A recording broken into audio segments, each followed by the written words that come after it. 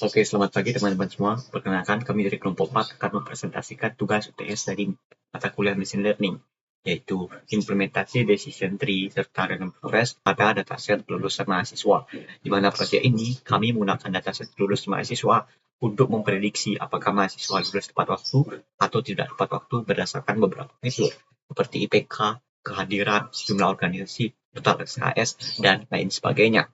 Perkenalkan, nama saya Made Adidarmease dengan NIM 23010101003. Baik, pada tahap pertama kami melakukan import library yang diperlukan untuk proses machine learning. Jadi library itu seperti Pandas dan NumPy digunakan untuk mengolah data. Lalu ada Matplotlib dan Seaborn yang digunakan untuk visualisasi data. Lalu ada Scikit-learn digunakan untuk pre-processing, pembuatan model decision tree dan random forest, serta evaluasi model. Selanjutnya, setelah library berhasil diimpor, langkah berikutnya adalah memuat dataset. Dataset yang digunakan berisi data kelulusan mahasiswa. Lalu, dataset ini memiliki 500 baris dan juga 9 kolom.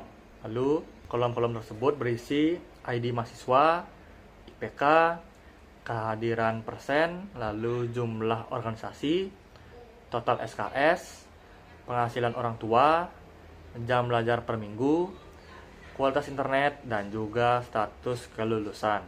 Next. Selanjutnya yaitu tahap EDA. Jadi kami mulai mengenali isi dataset. Pada slide ini ditampilkan informasi dasar seperti jumlah data, nama kolom, dan tipe data yang digunakan. Oke, lanjut. Di sini terlihat gambaran umum mengenai data yang digunakan. Misalkan kita dapat melihat rata-rata IPK, lalu rata-rata kehadiran, lalu jumlah organisasi, dan juga variabel lainnya. Selain itu, kita juga dapat melihat nilai minimum dan maksimum dari setiap variabel.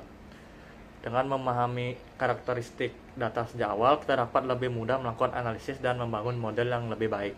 Selanjutnya, sebelum membangun model machine learning, kami melakukan pengecekan kualitas data. Jadi kita memeriksa apakah ada missing value atau data yang terduplikasi. Nah, di sini terlihat hasilnya menunjukkan bahwa seluruh kolom yang mencari missing value atau data kosong memiliki nilai 0, yang berarti tidak ada data yang hilang atau missing value.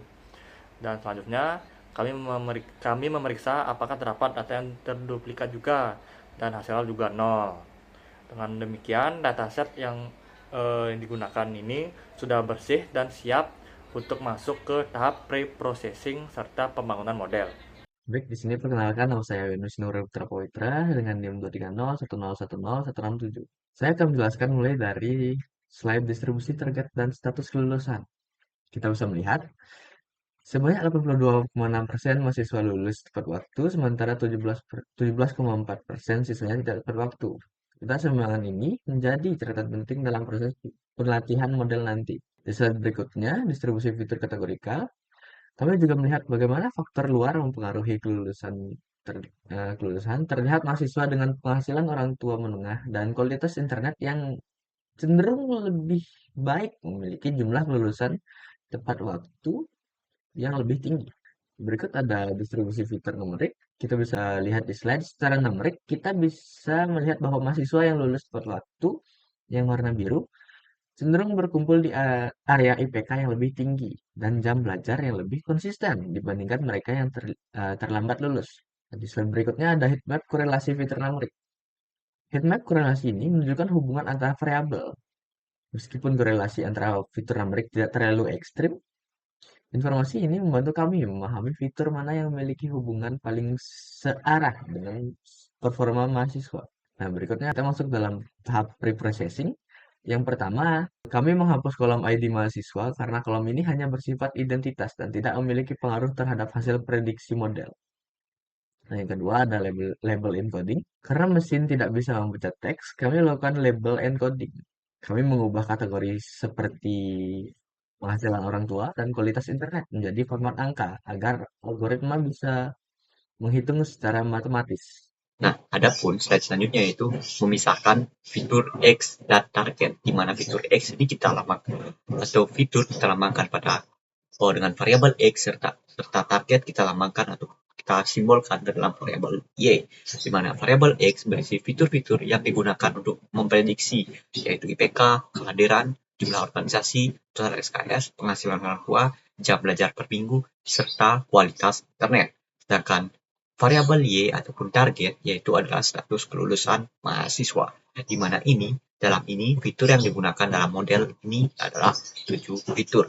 Nah, selanjutnya yaitu ada preprocessing bagian split data, di mana pada bagian split data ini, dataset dibagi menjadi dua, yaitu data training serta data testing, atau data latih serta data uji, di mana pembagiannya adalah 80 untuk data training atau data latih, sedangkan 20% untuk data testing atau data uji, di mana karena total data ini ada 500 data secara keseluruhan, maka data training berjumlah 400 sampel, serta data testing nantinya akan berjumlah 100 sampel. Nah, di dalam codingan ini ada parameter stratify sama dengan Y, di mana stratify sama dengan Y ini digunakan agar preprocessing ataupun proporsi kelas tepat waktu dan tidak tepat waktu tetap seimbang pada data training dan data testing. Nah, selanjutnya di sini ada model yang kami gunakan pertama, yaitu adalah model decision tree, di mana decision tree ini berguna ataupun bekerja dengan cara membuat aturan bercabang seperti pohon keputusan, di mana hasil dari decision tree menunjukkan akurasi sebesar 0,92 atau precision sebesar 0,71 sekian, recall sebesar 0,8 sekian, serta advanced score sebesar 0,7 sekian. Artinya, model decision tree ini sudah cukup baik, tapi precisionnya di sini lebih rendah dibandingkan dengan random forest lain yang akan dibahas di slide selanjutnya. Oke, slide selanjutnya yaitu adalah confusion metric dari decision tree, di mana confusion metric ini menunjukkan hasil prediksi dari decision tree secara lebih detail. Nah, dari 83 mahasiswa yang sebenarnya tepat waktu, model berhasil memprediksi 77 mahasiswa dengan tepat waktu yang benar, dan 6 salah prediksi tidak tepat waktu. Sedangkan dari 17 peserta mahasiswa yang sebenarnya tidak tepat waktu, model berhasil memprediksi 15 benar dan 2 salah. Artinya 2 ini diprediksi tepat waktu. Jadi total prediksi yang benar adalah 77 ditambah 15, yaitu 92 data dari 100 data testing yang benar. Nah, selanjutnya ini merupakan visualisasi dari decision tree, di mana di sini agar tidak terlalu rumit dan tumpang tindih, di sini kami menggunakan max div 3, artinya jumlah percabangannya itu jumlah 3. Nah, dari visualisasi di sini kita dapat melihat root dari ataupun percabangan awal yang digunakan yaitu adalah jam belajar per minggu. Artinya fitur jam belajar per minggu menjadi salah satu faktor utama yang digunakan model untuk mengambil keputusan awal. Setelah itu, model membuat fitur lain seperti IPK, jumlah kehadiran, jumlah organisasi, dan fitur-fitur lainnya. Nah, yang selanjutnya ini merupakan fitur yang paling berpengaruh pada model decision tree, di mana dari grafik tersebut dapat kita ketahui bahwa fitur yang paling penting adalah jam belajar per minggu, kemudian dilanjuti oleh IPK, serta fitur-fitur lain seperti jumlah organisasi, kehadiran, kualitas internet, total SKS, dan ataupun serta penghasilan orang tua. Di mana jika berdasarkan decision tree, jam belajar per minggu menjadi faktor paling dominan dalam memprediksi status kelulusan mahasiswa. Perkenalkan, nama saya Iwan Yuliantara dengan NIM 230101054. Selanjutnya kita masuk ke model yang kedua, yaitu Random Forest. Random Forest merupakan pengembangan dari decision tree yang membangun banyak pohon keputusan untuk menghasilkan prediksi yang lebih stabil. Pada implementasi ini kami melatih model Random Forest menggunakan parameter estimations 100 dan random stats 42. Setelah model ini kami latih menggunakan data training, dilakukanlah prediksi terhadap data testing dan dievaluasi menggunakan beberapa matriks. Berdasarkan hasil yang kami peroleh, model Random Forest menghasilkan accuracy sebesar 0,9700, precision sebesar 1,000, recall sebesar 0,8235, dan F-score sebesar 0,9032. Hasil ini menunjukkan bahwa Random Forest mampu memberikan performa yang sangat baik dalam prediksi status kelulusan mahasiswa. Selanjutnya, Confusion Matrix Random Forest.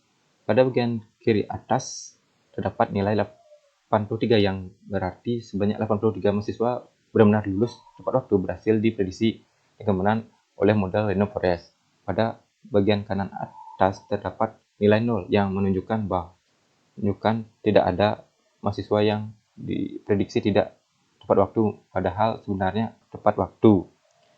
Pada bagian kiri bawah terdapat nilai 3 yang berarti terdapat 3 mahasiswa yang sebenarnya tidak tepat waktu, tetapi diprediksi sebagian tepat waktu. Sedangkan pada bagian kanan bawah terdapat nilai 14 yang menunjukkan 14 mahasiswa tidak tepat waktu berhasil diprediksi secara benar. Dari Confucius Conflict ini dapat dihasilkan bahwa jumlah kesalahan prediksi sangat kecil sehingga performa Random Forest tergolong sangat baik. Visualisasi Random Forest pada grafik ini menunjukkan bahwa fitur yang paling berpengaruh dalam menentukan status kelulusan mahasiswa adalah jam belajar per minggu. Dilihat dari grafik yang memiliki pengaruh paling besar adalah IPK, setelah itu terdapat kehadiran peserta, total SKS, dan jumlah organisasi yang memberikan kontribusi menengah terhadap proses prediksi. Sementara itu, kualitas internet dan penghasilan orang tua memiliki tingkat pengaruh yang lebih rendah dibandingkan fitur lainnya. Dari hasil ini dapat disimpulkan bahwa faktor akademis dan kebiasaan belajar mahasiswa menjadi faktor utama yang mempengaruhi prediksi kelulusan pada model Random Forest. Selanjutnya, perbandingan model Random Decision Tree dengan Random Forest. Untuk akurasi Decision Tree diperoleh nilai 0,9200, sedangkan di Random Forest memperoleh nilai 0,9700. Pada Prescience Decision Tree memperoleh 0,713, sedangkan Random Forest memperoleh nilai 1,000.